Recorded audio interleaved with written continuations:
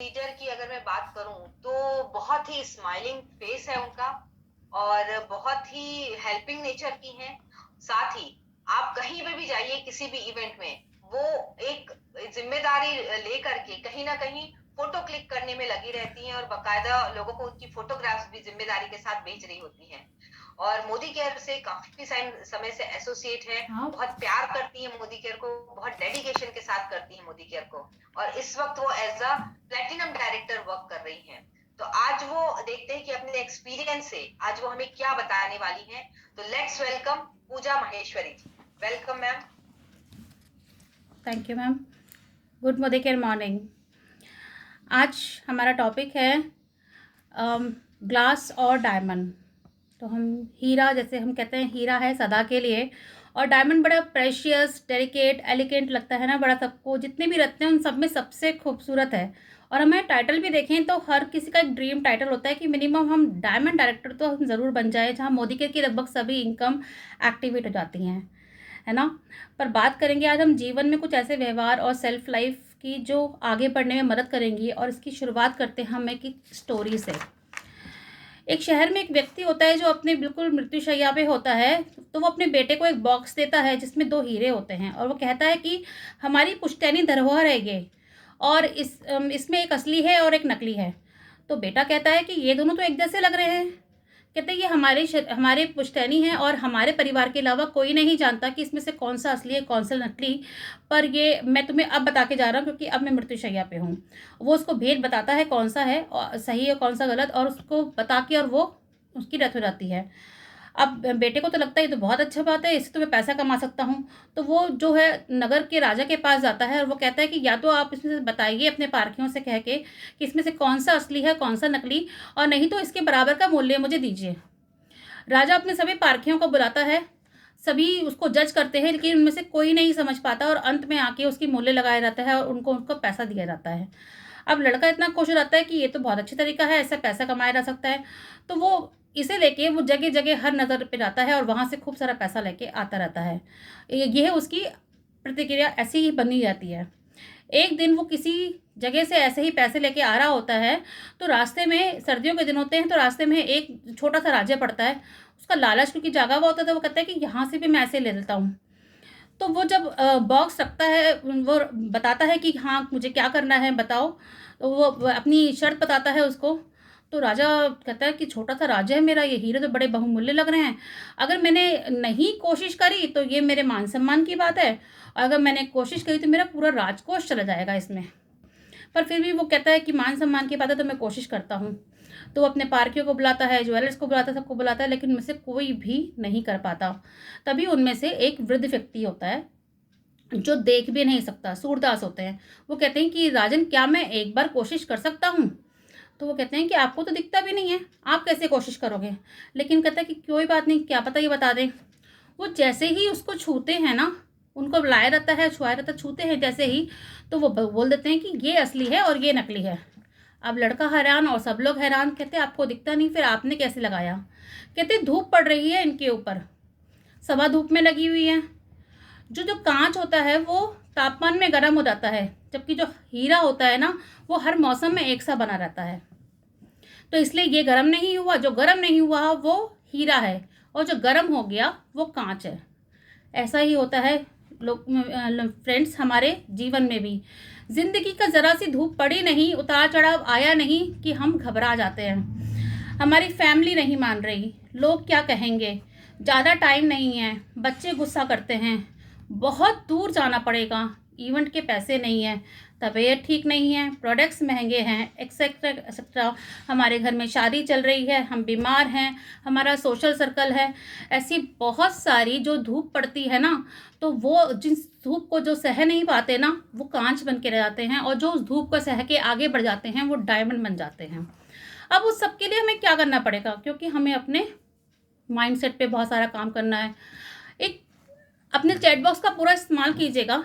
एक ही गिलास दिख रहा है आपको, इसमें से कितने लोगों को आधा भरा दिख रहा है और आधा खाली दिख रहा है। आप अपना इस्तेमाल कीजिए, पूछिए कितने लोगों को हाफ एम्प्टी है और हाफ फुल है। जिनका हाफ एम्प्टी है ना, वो कह रहे हैं आई कांट, यहाँ वाले कह रहे हैं आई कैन डू इट। मैं कभी बाहर नहीं गई, पर मैं फ़ोन तो चला सकती हूँ, ज़ूम पे आ सकती हूँ। मैं अच्छे कपड़े नहीं है मेरे पास, सब मैडम बन के आती है, मॉडर्न लोगों का बिजनेस है ये। साड़ी दुनिया की सबसे खूबसूरत वस्त्र है, वो कर सकते हैं। मुझे अंग्रेजी नहीं आती, हम हिंदी में प्रेजेंटेशन दे सकते हैं। किसने कहा कि आपको अंग्रेजी आनी ज़रूरी है? बच्चे कर देते हैं, क्या प्रॉब्लम है? 2-4 बार कहना पड़ता है, पर मैं कुछ भी सीखने की चाहना रखती हूँ, मेरा हाफ फुल है। अरे पैसे लोग क्या करना है थोड़े बहुत पैसों का, लेकिन अगर अपनी इनकम से मैं बच्चों को गिफ्ट करूं तो कितना अच्छा होगा। ये उनका हाफ फुल होता है। और अगर मैं बात करूं अपने हाफ फुल की, तो अभी जो चहल पे जा रहा है वहाँ का मेरा हाफ एम्प्टी अगर मैं कहूँ तो मुझे भी निमोनिया हो चुका है, तो ठंड में मत जा। लेकिन क्या हो गया अगर चली जाऊंगी तो सब ठीक है। मेरे हाथ में फ्रैक्चर होके चुका है पूजा, तेरे को कपड़े पहनने के लिए हेल्प चाहिए, लेकिन मेरा डेडिकेशन है कि मैं कर सकती हूँ। और 12 मार्च मेरे यहाँ दिवाली का दिन होता है, क्योंकि मेरे दोनों बेटों का बर्थडे होता है। लेकिन अगर मैं हाफ फुल पे अगर ध्यान दूंगी तो अगले साल बर्थडे पे उनको गिफ्ट, ऐसे तो बहुत सारे ट्रिप या इंटरनेशनल ट्रिप गिफ्ट करने के लायक बन जाऊंगी। तो ये मेरा हाफ फुल है। तो अपना जो लोग हाफ फुल देखते हैं ना, वो कब हाफ एम्प्टी को पूरा भरने के लायक बन जाते हैं। तो क्या आप इसको हाफ फुल करने के लायक हो, बन सकते हो? तो आप इस हाफ फुल को करने के लायक बन जाओगे। क्योंकि जो लोग हमेशा खाली गिलास देखते हैं वो नेगेटिव सोच के होते हैं, और हाफ फुल जो देखते हैं वो पॉजिटिव, और वो कभी अपना आधा गिलास भर सकते हैं। So always be positive, be productive, और जो होता है वो हमेशा अच्छे के लिए होता है। जो आपको आज महसूस नहीं हो रहा, लेकिन आप यूनिवर्स आपके लिए क्या करता है उसका कुछ पता नहीं होता। आगे हम सोचते हैं कि हमारा अपना गार्बेज बैग खाली कीजिए। हमारे दिमाग ना एक बॉक्स की तरह से है, और हम क्या आप अपना घर साफ करते हैं, अपना रेनोवेशन कराते हैं, घर को रेनोवेट करते हैं ना आप लोग, इस्तेमाल कीजिए चैट बॉक्स का। पर क्या वो नया फर्नीचर जब लेकर आते हैं तो क्या अपना ओल्ड फर्नीचर भी, कर्टन भी, वो सब भी अपने साथ ही रखते हैं? नहीं रखते ना, उसको हम हटा देते हैं। तो यदि हाँ, तो हमारा मस्तिष्क भी हमारे यादों का घर है। वैसे ही कुछ अच्छा प्लान, तो उसको जब हमें उसमें से ओल्ड मेमोरीज को हम निकालेंगे नहीं, स्वीट मेमोरीज को ही रखिए खाली, तो अपने, और तभी तो हम कुछ प्लान कर पाएंगे ना। तो अपना अगर हम ज़्यादा रखेंगे तो उसका बोझ नहीं संभाल पाएगा। तो यदि आपको ज़िंदगी में आपको पसंद के उपहार, गार्बेज बैग कैसे होते हैं? कुछ ऐसे होते हैं। अगर हम, अब मैंने इन सबको भर के रखा है, लेकिन ज़िंदगी मेरे लिए नए उपहार देने के लिए लगे आ रही है। वो कह रही है नए उपहार ले लो, लेकिन कहाँ ले लूँ? मैंने तो इनको रखा हुआ है। जब तक मैं इनको ड्रॉप डाउन नहीं करूँगी, इनको छोड़ूंगी नहीं, तो इनको मैं लूँगी कैसे? उपहार तो तभी लूँगी ना जब मेरा मस्तिष्क खाली होगा, मेरी नई मेमोरीज आएंगी, तभी आ सकती हैं। तो हमारे पास बैड मेमोरीज कौन सी होती हैं? शादी को 20 साल हो गए हमारे पास, आज भी अटके हैं। जब मैं शादी होकर आई थी तो मेरी ननद ने ऐसा कहा था, मैं उनसे आज बात नहीं करूँगी, मुझे कर नहीं बताऊँगी, लेकिन वो आज अपनी ही बच्चों की शादी का कार्ड लेकर आए, नहीं हाँ हम नहीं जाएंगे, हम उस खुशी में शामिल होंगे। मेरी स्कूल फ्रेंड मिली है 25 साल पुरानी, वो आपको आगे बढ़ के हक करना आती है, आपसे पूछने की उसने क्लास में एक दिन ऐसा कहा था, आप 25 साल पहले पे अटके हैं। मोदी के 10 साल पहले मिला था, ज्वाइन किया होता तो काश, अरे उस काश से निकल के बाहर आइए। जिन बातों का कोई मोल नहीं है वो सब गार्बेज बैग हैं, उन्हें ड्रॉप डाउन कर दीजिए और आज की अपॉर्चुनिटी पर फोकस कीजिए, प्रेजेंट में जीजिए। पास्ट जो था वो गार्बेज था, वो निकल गया, और जो आने वाला है वो आज अगर आप जिएंगे तभी उस फ्यूचर को क्रिएट करेंगे। तो उस सब का कोई फ़ायदा नहीं है। अगर आपको नए फूल खिलाने हैं तो आपको उसको साफ कर सकते हैं, क्योंकि a change for the better always start with a change of thinking. अपनी सोच बदलाव करेंगे तभी कुछ अच्छे के लिए करेंगे, क्योंकि आप वो बनते हैं जो आप सोचते हैं। इस बात को हम ऐसे भी समझ सकते हैं कि आपका दिमाग एक ज़मीन है और आप एक किसान हैं जहां आइडियाज़ उगते हैं। तो आपको ध्यान रखना है कि कब आपको पेस्टिसाइड डालना है, कब आपको खाद डालनी है, कब बुरे विचार बाहर करने हैं और कब अच्छे विचार अच्छे अंदर करने हैं, जिससे कि आपके ड्रीम्स को फुलफिल हो सके। पूरे दिन के दौरान हम मानसिक बाधाएं और को उठाते हैं, अंत करते हैं, थोड़ी चिंता, थोड़ी नाराज़गी, कुछ झुंझलाहट, कुछ चिड़चिड़ाहट होती रहती है, और कभी कभी हमें अपराध बोध भी होता है कि अरे यार ऐसा नहीं करना चाहिए था। ऐसी फीलिंग भी आती है, किसी कभी कभी होता है। तो हर रात इसे बाहर फेंक दीजिए, क्योंकि जब तक आप इनका सफाया नहीं करेंगे ये जीवन को आनंद नहीं करती। अब तो मैम भी बोलती हैं कि रोज़ अपने 5 व्हाट्सएप ग्रुप को साफ़ कीजिए, रोज़ क्लीनिंग कीजिए, क्योंकि नया आने के लिए पुराने का जाना बहुत आवश्यक है। अब बात करते हैं हम माइंडसेट के ऊपर। अपने लक्ष्य पर लगातार नियम के साथ काम कीजिए, पॉजिटिव एटीट्यूड के साथ काम कीजिए। हमारा दिल और दिमाग अगर दोनों एक ही बात पर, एक ही आइडिया पे अडिग रहेंगे तो यूनिवर्स भी हमारा साथ देता है। जैसे डायमंड हर दशा में, हर वेदर में एक सी चमक देता है तो तापमान बना के रखता है, वैसे ही यदि किसी पारिवारिक, सामाजिक, आर्थिक या व्यापारिक समस्याएं उतार चढ़ाव तो आती रहती हैं, तो घबराने की ज़रूरत क्या है। मेरा यह मानना है कि परिवर्तन जो है वो प्रकृति का नियम है।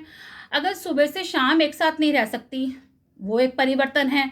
ऋतुएं बदलती हैं तो हमारा सुख दुख का समय भी बदलता है। अगर इसको ऐसे कहें तो आज परेशान हूँ तो कल सुकून भी आएगा, आज परेशान हूँ तो कल सुकून भी आएगा, रब तो मेरा भी है, समय मेरा भी आएगा। तो निरंतर सकारात्मक सोच के साथ पूरे माइंडसेट से जो अपने लक्ष्य को फोकस करता है वो डायमंड कहलाता है। तो आगे बढ़ते रहिए निरंतर, आप बिल्कुल डायमंड हैं। अपनी गलतियों से सीखिए। मेरी सफलताओं ने मुझे मेरी गलतियों के खांचे से बाहर निकाला है। हम अपनी गलतियों पे बहुत अधिक ध्यान देते हैं। कोई डेमो अच्छा नहीं हुआ, कोई होम मीटिंग अच्छी नहीं हुई, बस सेल्फ कॉन्फिडेंस खत्म, अब तो मैं कुछ नहीं कर सकती। अरे रोटी बनानी सीखी थी, क्या हाथ नहीं चलाए थे? तो क्या खाना नहीं बनाया? सब्जी में नमक ज़्यादा पड़ गया तो क्या दोबारा नहीं किया? तो ये भी कर लेंगे ना, इसमें कौन सी मुश्किल है। बहुत लोग तो बच्चों की पीटीएम में नहीं जाते, ऑनलाइन शॉपिंग नहीं करते। क्यों नहीं करते कि हाय एक बार हमारे पैसे चले गए थे, अब तो हम दोबारा नहीं करेंगे। दोबारा करिए, करत करत अभ्यास की जड़मती हो सुजान। तो दोबारा रसरी आवत जात है, पत्थर पे पड़त निशान। तो वो हो सकता है, तो हम क्यों नहीं कर सकते? दोबारा करेंगे तो सीख जाएंगे। लेकिन आप अपनी गलतियों से या तो अपनी गलतियों को जोंक की तरह चिपका लेंगे और वो आपका कॉन्फिडेंस चूसती रहेंगी, या गलतियों से सीख लेंगे। दो में से एक ही ऑप्शन होगा। तो ऐसे में आपको क्या चाहिए? अपनी असफलताओं से सीखना है और अपने दिमाग को ट्रेंड करना है कि हाँ मुझे आगे बढ़ना है। उनको जोंक की तरह चिपकाना नहीं है, नहीं तो वो आप कहीं के भी नहीं रहेंगे। और हमें तो डायमंड बनना है। नेक्स्ट है build and believe in relationship में विश्वास रखिए और उन्हें आगे बढ़ाइए। फ्रेंड्स, आपने कभी मनी प्लांट की बेल देखी है? कुछ इस तरीके की होती है, देखिए, ये देखिए, और नीचे देखिए इनके बीच में कोई भी नहीं है और ये येलो लाइन की है, ठीक है, इस तरीके की। तो आप इस तरह की जो मनी प्लांट की बेल होती है, मेरे घर में है ऐसे, है ना, और आप लोगों के घर में भी होगी। कुछ 2-3 साल पुराने पौधे होंगे तो उसमें बहुत सारी होंगी, पर बीज के पत्ते झड़ चुके हैं इसके, पर ये अब उग रहा है। तो एक दिन अचानक से पत्ते निकलने लगते हैं, क्योंकि ये जड़ से जुड़ा हुआ है, इसे खाद पानी मिल रहा है। ये तो इसमें प्लांट में है पानी में, लेकिन कुछ गमले में है जो वो भी होते हैं, खाद पानी मिल रहा है। पर ये जो बढ़ना शुरू हो गया अचानक से, उसे ना तो पौधे ने, ना गमले ने, ना इस पानी ने, ना माली ने, किसी ने भी अपनाने से मना नहीं किया। पर ऐसा हमारे जीवन में जब होता है ना कि हमारे परिवार का कोई सदस्य आज नहीं रहा, मान लीजिए, तो लेकिन उनके बच्चे या उनकी और जनरेशन्स हमसे जुड़ना चाहती हैं, 10 साल बाद, 15 साल बाद, 20 साल बाद वो आज हमसे जुड़ना चाहती है, तो हम कहते हैं अब क्या रिश्ता निभाना। लेकिन ऐसा नहीं। कोई विदेश में हमारा सालों पुराना दोस्त है, वो सोशल मीडिया पे हमें देखता है, वो हमें रिक्वेस्ट भेजता है, तो हम उससे कंटिन्यू नहीं करना चाहते। या मोदी केयर में कोई हमारी फ्रंट लाइन हमें छोड़ के चली गई थी, लेकिन उसकी डाउन लाइन, उसकी डेफ लाइन वो आज हम चाहती है आगे बढ़ने के लिए। तो पॉजिटिविटी रिलेशन बिल्ड करिए ना। नई बेल, नई पत्तियाँ, नई बहार, नई खुशियाँ आपका रास्ता देख रही हैं, आपका स्वागत करिए, तो बढ़िए आगे। जो निकल गया कोई बात नहीं, लेकिन जो लोग बीच में निकल गए पर आगे के लोग तो हैं, उनके साथ आगे बढ़िए, क्या प्रॉब्लम है? क्योंकि आपका व्यवहार आपके व्यक्तित्व का आईना होता है। और हमारा तो बिजनेस ही रिलेशनशिप का है, जिसका रिलेशन अच्छा है उसका सब कुछ अच्छा है। आगे हम बात करते हैं कि अपनी आइडेंटिटी को पहचानिए। क्या आप क्या हैं? अपने आप से पूछिए, आप क्या हैं, आप क्या चाहते हैं, आपके सपने क्या है, आपके लिए आपके पेरेंट्स ने क्या सोचा था, आपके पेरेंट्स ने, बीइंग अ पेरेंट नहीं, आपके पेरेंट्स ने क्या सोचा था, अभी तक आपने क्या अचीव किया, और अगर नहीं तो क्यों? अपने आप से बात कीजिए।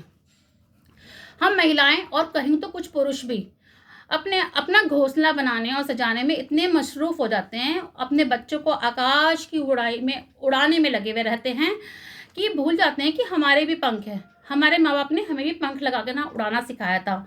तो वो जो आकाश है ना, वो सपना वो हमारे लिए भी है। उन बादलों पे हम भी जा सकते हैं। उन छूने की क्षमता और आशाएं हमारे लिए भी हैं। तो जैसा कि शोभा मैम कहती हैं कि ज़िंदगी ना मिलेगी दोबारा, सही बात है, हमें भी जीवन एक ही बार मिला है। तो उस आकाश को छूने की और उसमें पंख लगाने की और उन पंखे जो हमारे माँ बाप ने लगाए उसको इस्तेमाल करने की हमारी भी जिम्मेदारी है। क्योंकि अगर हमारे कभी विश्वास करके देखिए, जो पंख हम अपने बच्चों को लगा रहे हैं अगर वो इस्तेमाल ना करें तो हम पे क्या बीतेगी। तो वैसे ही हमारे पेरेंट्स ने हमारे लिए बहुत कोशिश करी, तो क्या हम रिस्पॉन्सिबल नहीं है कि हमें भी आगे बढ़ना है और हमें भी उनको कुछ करके दिखाना है। तो एक बार सोचते हैं कि हम बहुत कुशल हैं, हम सब सोचते हैं कि हम बहुत कुशल हैं।